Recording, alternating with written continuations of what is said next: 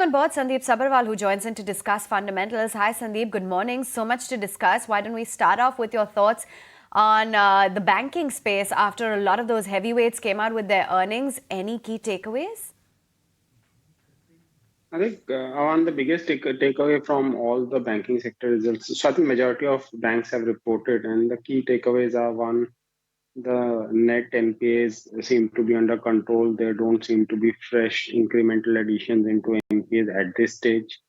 Now, there are some fears that unsecured lending could lead to some uptick going forward, but that's something we need to see. Bank balance sheets are very healthy, and deposit uh, growth has started to move up as banks have started increased rates. There is some moderation in the interest margins, which was expected. Overall, a healthy performance like this quarter. I think all banks and NBFCs combined will have a profit of 1,40,50,000 crores, which is a huge change over what was there 5 years back when there was, I think the banking industry was in losses. I think this is the biggest positive for the Indian economy, the healthy banking sector, and that will continue to support growth of the economy. A lot of other numbers as well, which are going to be on our radar. And Paytm as well came out with its numbers. Remember, there's been an improvement in the payment net take rate as well, which has been a surprise. There's been a lift in the EBITDA as well that one has seen. And most brokerages are actually reacting quite positively to the numbers. I was just going through CLSA's note on Paytm. They're maintaining their buy. They've hiked the target price as well to now 1,050 from the earlier 850. They're saying that they're scaling up in lending, but ticket sizes are rising. They've actually moved up the EBITDA estimates to about almost 9 to 12 odd percent or so. Sandeep, I don't know if you've had a chance to look at Paytm and if it's a company that you're willing to give a shot.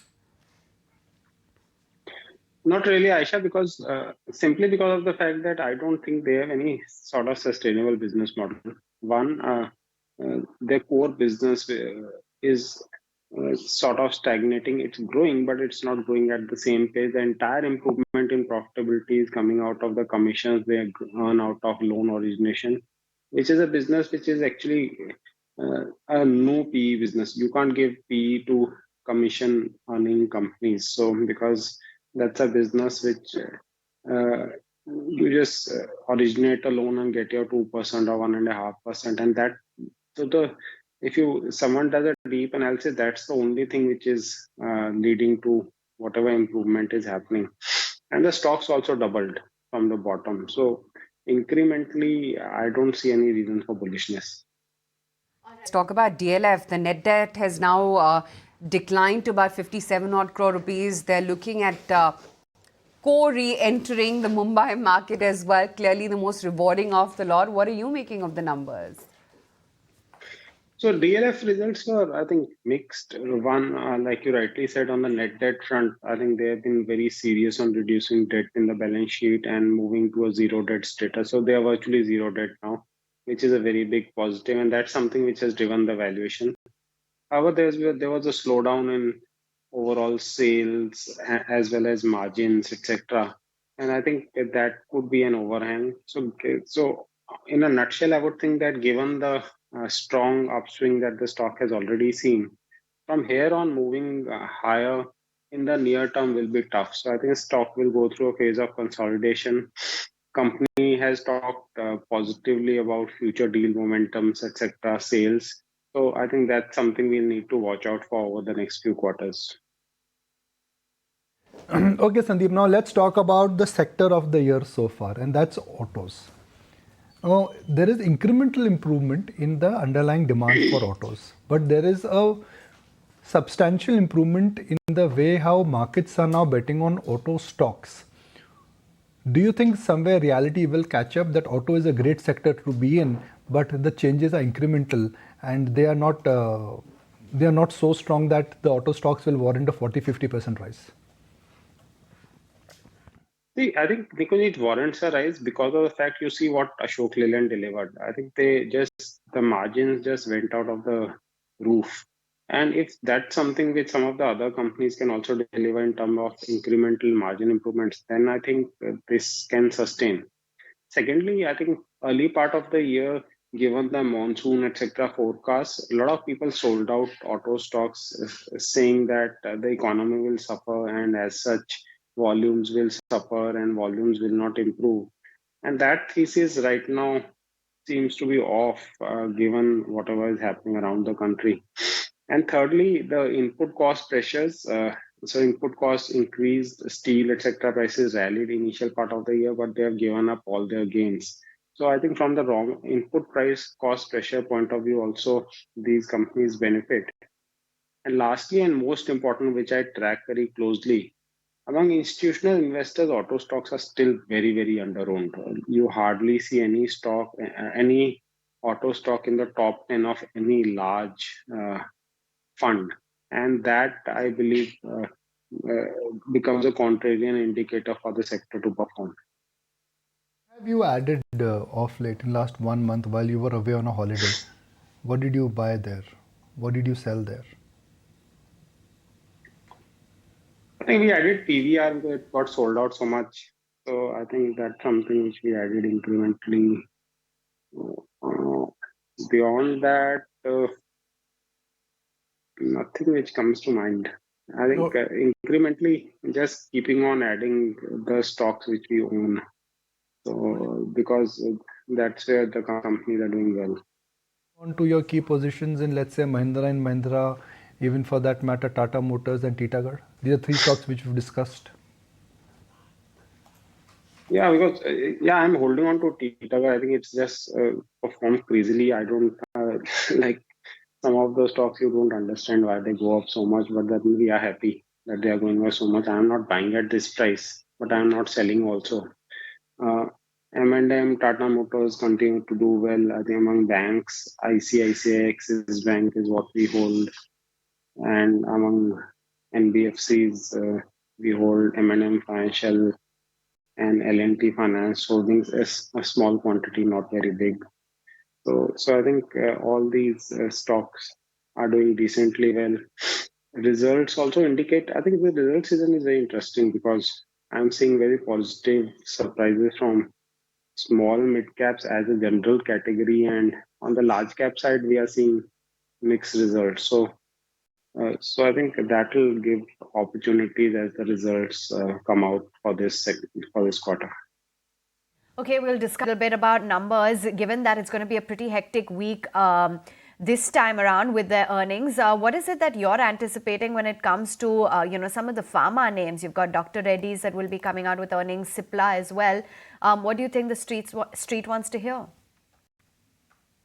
The pharma is a very interestingly poised sector today because uh, it's a sector which has done well in the recent past. Many of the stocks have rallied substantially, but it's also a sector which is still under-owned.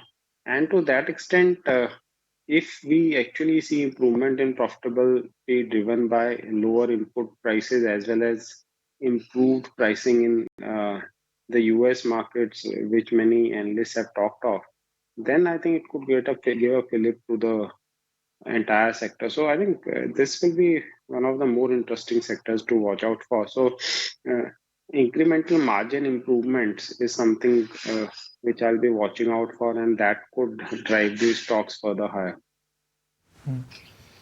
But Sandeep, this is one sector where if I look at the last 10 years, the hope and hype has been more than the actual delivery. It was supposed to be the next IT. It was supposed to be the play that, okay, American market will keep on cutting healthcare cost and Indian companies will keep on gaining. It was a play where specialized drugs would do well. In COVID, it was a $500 billion market which everybody was addressing. Barring one or two names, if I look at the 10-year track record or even 5-year track record, these stocks are volatile and even move crazier than commodity companies they move. That's true because they were overowned, expectations were too high, generic companies were getting valued like product companies, etc. And that's something market always misprices. So that's why I talk of time in the market and timing the market. So you have to spend time in the market, but time entry into sectors and stocks. So whoever held on for 10 years maybe made no money, but whoever bought 2 years back into some of the stocks like Reddy's or Sun Pharma, etc., they made decent money. So I think that's how I will put it. I would say that given the fact that they have consolidated for 10 years, increment and people have they become under-owned by most investors, incremental improvements could actually drive stock prices. So that's something we need to watch out for. Sandeep, you've discussed banks, but let's do the top one. ICICI versus HDFC Bank versus Kotak, and Kotak versus IndusInd Bank. Which is the standout number? So ICICI continues to stand out simply because of the fact that their commentary always is more realistic. They talk of net interest margin reduction possibilities, and they have talked of growth, risks, etc. And valuations are at 2.2, 2.3 times next year book value, so which is reasonable. And the stocks consolidated for a long time. HDFC Bank results were very good, but I would think that people are underestimating the impact of the merger and what impact it will have on both margins as well as uh, the growth in the near term. Kotak Bank results were good, aided by some higher other income, but the valuations are very high, so I think that's a risk. IndusInd was fine, so but then there is always inherent risk in the balance sheet, and suddenly they come up with some results which surprise people. So I think that is still a lingering doubt in the minds of investors as far as IndusInd Bank goes. So overall, I would still be more bullish among these four on ICICI Bank. So getting an outlook then on what the sense is when it comes to L&T, Sandeep. What do you believe that the engineering behemoth is going to deliver when it comes to its numbers? The stock has already scaled up quite significantly. The order wins keep pouring in. Execution seems strong. Do you think that we will see some sort of positive guidance when it comes to their margins and revenues? Yeah, I would think that there should be an improvement in the overall order booking guidance as well as execution. Now, execution is something we need to see, but order booking, the kind of announcements itself which they have been making, indicates that order flow is very strong. I was also surprised by the announcement of potential buyback, and the stock is actually at a 52-week high. So the reasons for that, obviously, we'll see once the results come out, what the management says, why they are doing this buyback. But then it gives a very positive follow through on how the management sees the business will actually perform. So overall, nothing to be negative from L&T's perspective. And despite its performance, etc., it again continues to be an under-owned stock among institutional investors. All right, Sandeep, good to have you on board. Thanks so much for joining in and sharing with us your thoughts. A quick check-in.